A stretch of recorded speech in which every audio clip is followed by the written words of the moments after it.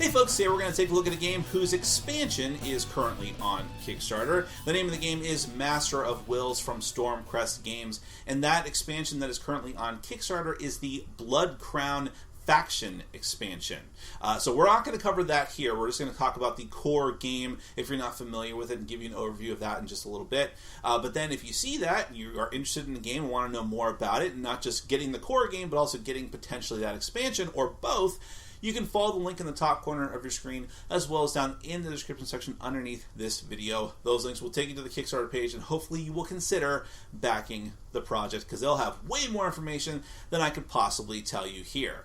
Now, what Master of Wills is, first off, thematically, it is a cyberpunk dystopia game, takes place in the far future. You and the other player are opposing factions who are trying to subvert and sometimes overtly commit violence against one another in order to control their community. And the community is the important thing here, because what you're actually vying for in gameplay terms are these community cards, which you will actually be spatially moving back and forth on the board in order to take control of them. And this is easier said than done, obviously. So in order to facilitate that, you're going to have your own faction cards, which you'll be using to manipulate those community cards, and which you will actually have a deck of those faction cards that you will construct ahead of time. So this is a card game where you're actually constructing your deck ahead of time, but with board game elements. I also want to mention that as part of that cyberpunk dystopia world, this is like a whole universe that they've built around this game. So there's actually a novel you might be interested in trying too, the Hollow Fall novel. I'll have a link to that too in the bottom underneath the description section, if you're interested in that. So without further ado, let me go ahead and give you a brief look at how the game is played, what the core game is like, and just so you know, there's different faction expansions you can purchase for this game. That's why you need to go to the Kickstarter page. But for now, we'll take a look at this game, then we're going to come back and discuss it further.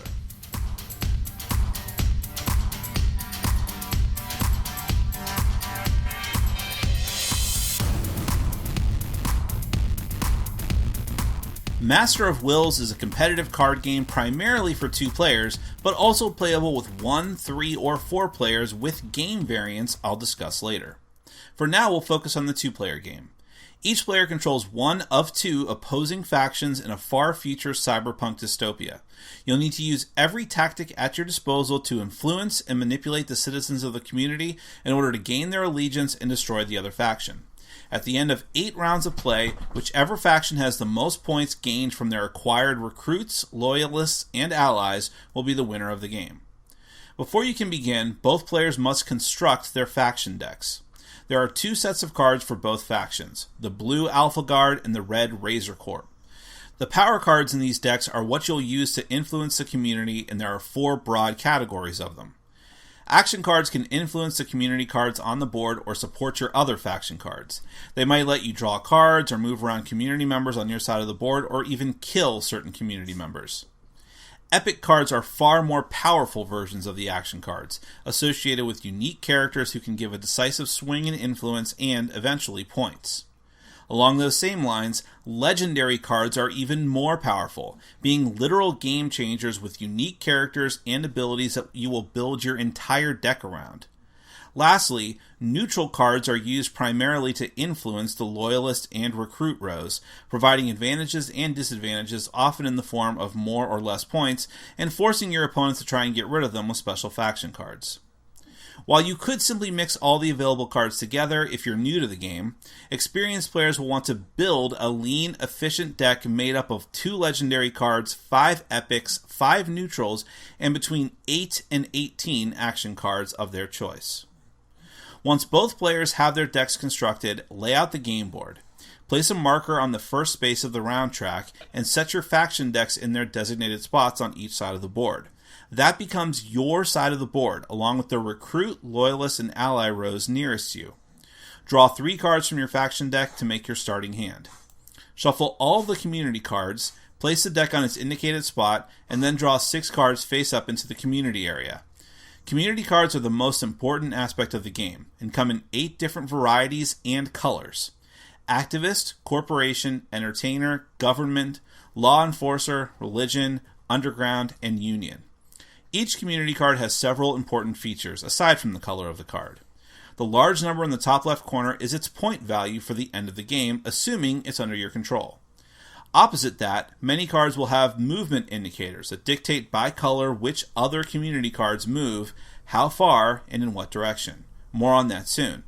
In the center of the top section of the cards, there may also be icons for drawing more community cards or playing faction cards. More on that soon as well. To determine the starting player, both players should draw a community card from the top of the deck and compare the point values. Whoever has the higher value card will get to choose whether to play first or pass to the other player. The cards used for this are killed and get placed in the afterlife section of the board, and if there's a tie, you should repeat the process until there's a winner. The chosen first player will then begin their turn by choosing a community card from the center area and moving it. This starting card will move into your recruit area, and then, if there are movement indicators in the top right corner of that starting card, you must move cards of the indicated type and color. Positive numbers move towards you. Negative numbers move towards your opponent. For example, if you chose the telekinesis operator as your starting card, it moves into your recruit space. Then it must move at least 3 cards if possible. A red card must be moved into your opponent's recruits row because it moves -1 spaces. An orange card is moved 2 spaces into your loyalist row because it moves +2 spaces. And a gray card would have to move 3 spaces into your opponent's allies row, but there are no gray cards on the board, and therefore you will ignore that. Only the movement on the chosen starting card matters. Also, if there are multiple cards of an applicable color, and you can move one of them multiple spaces, you may instead break up the movement between those cards. Note that a card that makes it to the allies row is locked. It cannot be killed or moved or removed in any other way by an opponent.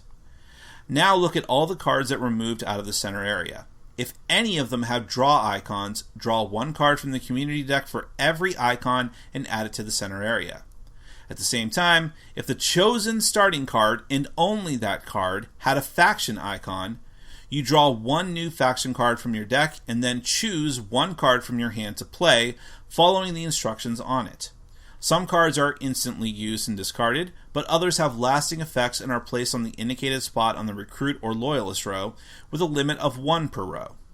These last indefinitely until forcibly removed. On the other hand, some cards have shorter round effects, placed on the space in the center area face up or down as indicated, with no limit on the amount of these cards that can be played.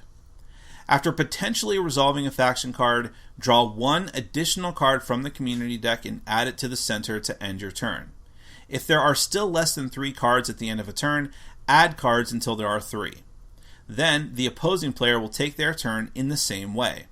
When both players have taken a turn, the round ends. Move the round marker to the next space, and then continue with the first player as you just did.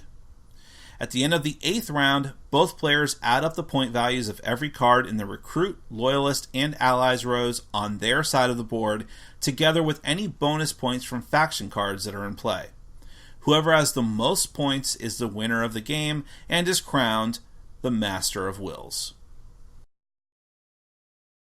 Now, one thing, or a few things that I didn't have time to go into in the previous section there, because it would have been kind of hard to illustrate, with what I was doing there. But there are multiple gameplay variants to the game. The standard way to play is 1v1, but you could do a team-based game that is 2v2. You can do a co-op game where you and the other player are working together against the game.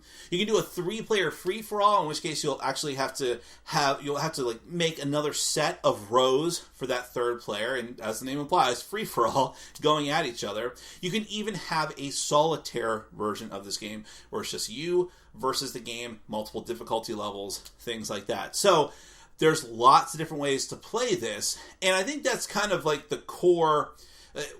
It's so interesting how everything in Master of Wills works, because, and I mentioned this in the beginning too, is that it would have been very easy to just say, we're making a card game where you can make the deck, and then that's the game, and you're just literally playing cards against each other. Or it would have been easy just to make a board game where you have it's like a tactical warfare game where you just move little units back and forth. But what Stormcrest tried to do is they actually tried to meld these two together into something that's more interesting than those constituent parts. So you have that deck construction element where you have the different faction decks, and of course, as we talked about before, and we'll talk about again, they have faction expansions. They've already had a couple of them, and you can go and back one right now on Kickstarter, that make the game, further expandable and customizable, so you can have more variety there. And there's just so many, even with just the base factions you get in the core game, you have a lot of different variety of how you want to build your deck, building your deck around those legendary cards. If you're a new player, you can even just throw everything together and play it that way. So that's good if you want to introduce people to the game as well, just to give them a taste for it. But then, of course, when you get experience, you're going to want to build that deck and fine-tune it as much as possible. But because the deck is relatively small, if you play it that way, you're not bogged down in too many decision-making. You're not sitting there for hours and hours and hours trying to build your deck together. You and the other player, as long as you are familiar with the rules of the game, could sit down and construct your deck, in a matter of minutes, and then get ready to play and just, get right into it. So you're taking that aspect of whole deck construction and then adding the spatial element of the board, which is just a really interesting thing because it's cause and effect instantly, and seeing like this sort of like Rube Goldberg machine of, if I take this card, this moves, this moves, this moves, and then you have control to a degree. Like, I want to choose to move this black card, or I want to choose to take 2 move and move these 2 purple cards. But you are bound by the fact that they might move towards your side or your opponent's side. And there are some cards that actually are negative and you don't want them because they might have negative points. But, you might be willing to do that and take that card if it means that you might get something better, or, that's where the strategy comes in. It's all like, loss and gain. Like, what am I gaining from this? What am I losing from this? What is my opponent gaining from this? Is it worth it? And even though it's deceptive, there's only 6 cards in the starting center area, but it just spirals out from there. And then you have to keep track of what cards you have, what your opponent has, moving them back and forth across the different areas, trying to get the best cards that are worth the most points for you into your locked area, your allies' areas, as quickly as you can so your opponent can't get to them, adds another layer of tension to the game. On top of the lasting effects cards, which you really want to go for if you can. And yeah, the whole aspect of the community cards themselves are the meat of the game, and there's so many of them and things that they do, but that can all be manipulated by those faction cards, and that's where it ties in directly, where the board game element ties in directly to that deck building construction element. But at the same time that I'm all saying this, it sounds like, whoa, this game, there's so much going on, it's so overly complicated. But really, it's not. The gameplay is actually very straightforward, and learning the rules is very fast. And, the preview section there wasn't all that long compared to some other previews I've done, because it's just a very straightforward rules.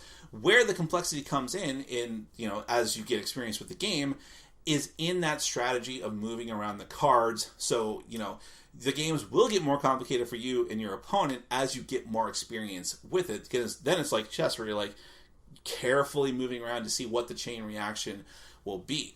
Of course, there's the interesting theme of the cyberpunk dystopia with really high detailed, intricate artwork on all of the different cards, and again, expansions with even more of that that you could possibly get into if you like the game.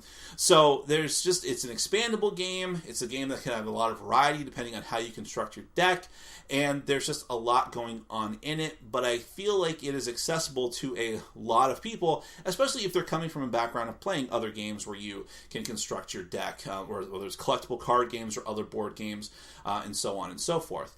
And if any of that sounds like it appeals to you, what I'm going to encourage you to do is go to the Kickstarter page, which is currently running now for at least a few more days by the time that you see this, and you can find out more information about getting the core game and potentially getting those faction expansions as well, including the new one, the Blood Crown expansion, faction expansion.